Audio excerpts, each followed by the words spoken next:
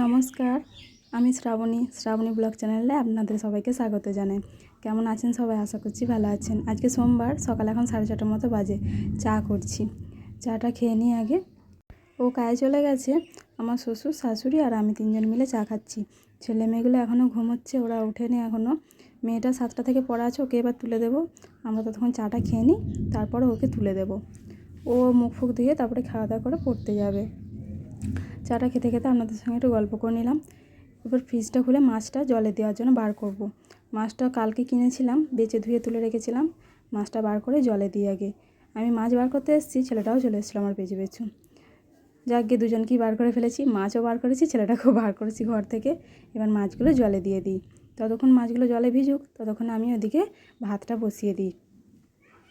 আমার তো প্রত্যেক দিন ভিডিও দেওয়া হয় না, আসলে ছেলে মেয়ে সংসার সামলে আমি প্রত্যেক দিন ভিডিও এডিট করার এসবের সময় পাই না।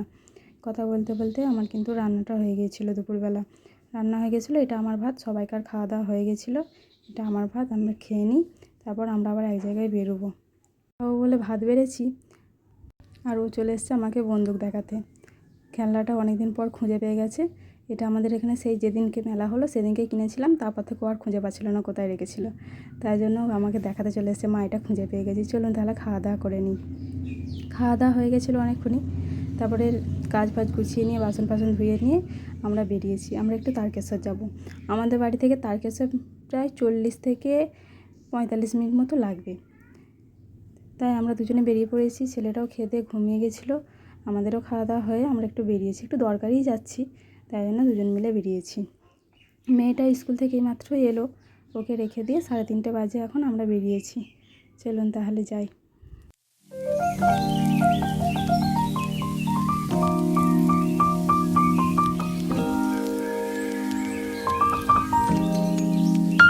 আমরা তারকেশ্বর পৌঁছেই গেছি, আর এখানে আমরা গেটে আটকে গেছি। গেটটা অনেক দূরে, গেটের থেকে আমরাও অনেক দূরে। গেটটা পড়ে গেছে, তাই জন্য গাড়ির প্রচণ্ড লাইন পড়ে গেছে, তাই জন্য আমরা একটু দূরে দাঁড়িয়ে রয়েছি, একটু ভিডিও করে নিলাম। অবশেষে এবার গেটটা খুলেছে, তাই জন্য আমরা একটু এগিয়ে এগিয়ে যাচ্ছি। চলুন তাহলে যাই।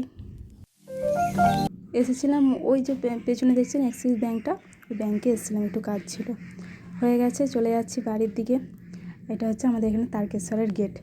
এই রাস্তায় একসময় প্রচণ্ড শ্রাবণ মাসে এত ভিড় থাকে যে গাড়ি ঘোড়া তো দূরের কথা, মানুষ পায়ে হেঁটে পার করতে পারে না। অনেকটা চলে আসার পর এখানে একটা রোলের দোকান দেখতে পেয়েছি, খিদেও পেয়েছিলো, তাই জন্য ভাবলাম একটা করে রোল খেয়ে নিই।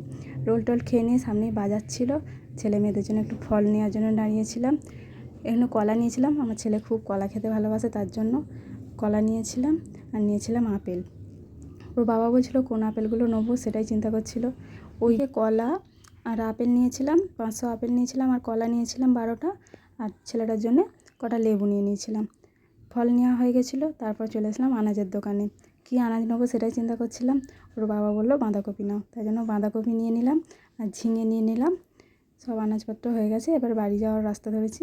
আজকের ভিডিওটা তাহলে এখানে শেষ করছি। সবাই ভালো থাকবেন, সুস্থ থাকবেন। ভালো লাগলে একটা লাইক করে দেবেন।